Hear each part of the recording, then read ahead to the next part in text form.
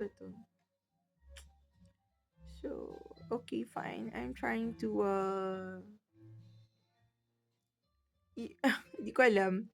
Before these changes appeared, uh, I was really, I get a lot of episodes which I could become sad or melancholic. Yeah, kung may mga nangyayari sa buhay ko. But now, um, just anytime, yeah, it could change your mood, then send you parang nag-iiba yung ano yung parang feeling mo stressed ka. Oo. Pero wala ka namang karapatan kasi wala ka namang emergency. Yun ang point ko. So, this is about trying to adjust. May pinagdadaanan pa rin ang lola nyo. Parang gano'n. Bago na naman. Short fuse, like that. And then, ewan ko. They try hard to get back on the the rhythm that I set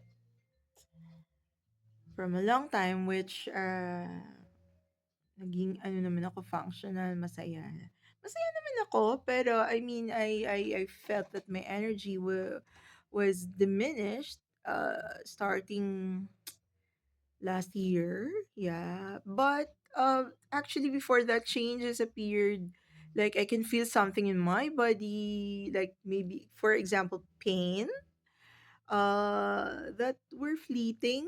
Those pains were fleeting, iba-ibang klaseng pain yan. Pero fleeting sila. And then I all the while I was thinking I was sick with something, but hindi naman. So, and now I get to be more expressive and loud because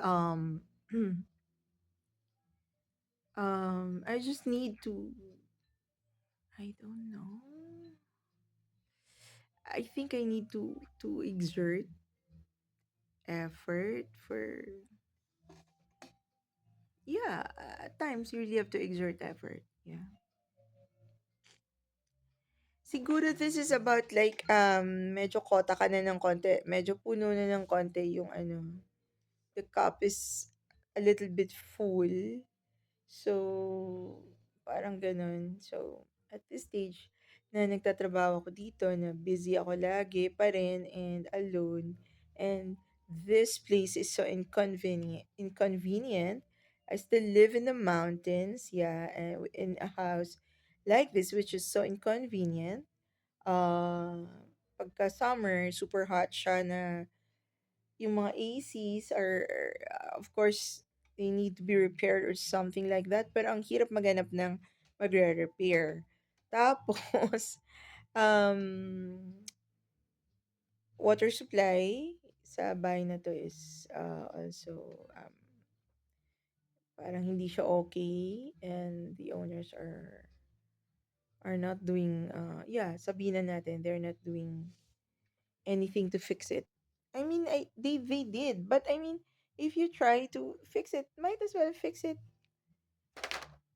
completely, 'di ba? Para magamit ng ano ng tenant na comfortable naman kasi nagbabayad naman tayo, 'di ba? I'm thinking, ano ba to? Baka they wanted to raise the rent but nahiya na sila, and so that hindi na nila i-fix, i-assist yung tenant nila.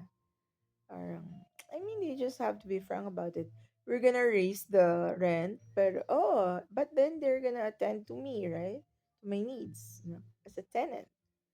Anyway, the lamps are kind of off. Kasi, of course, it has been a while that it's been there.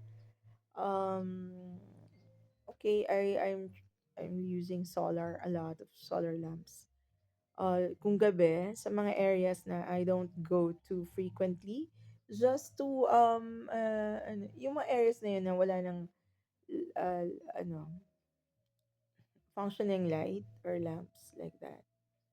So, okay naman kasi Alam mo, hindi na subsidize yung ano dito, yung electricity, unlike before. So, because it's not subsidized, we pay a little bit more than before.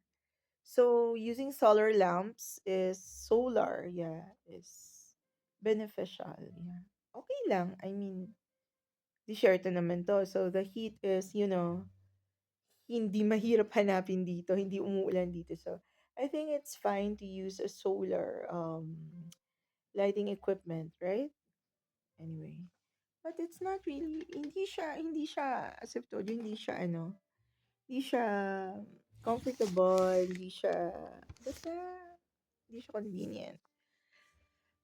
And because of that, I have a problem with my laundry. Talagang nirant ko na. Hindi ko naman 'to plano. Kasi yung PPP naman is direct, 'di ba? It's just what's on my mind, right? Okay.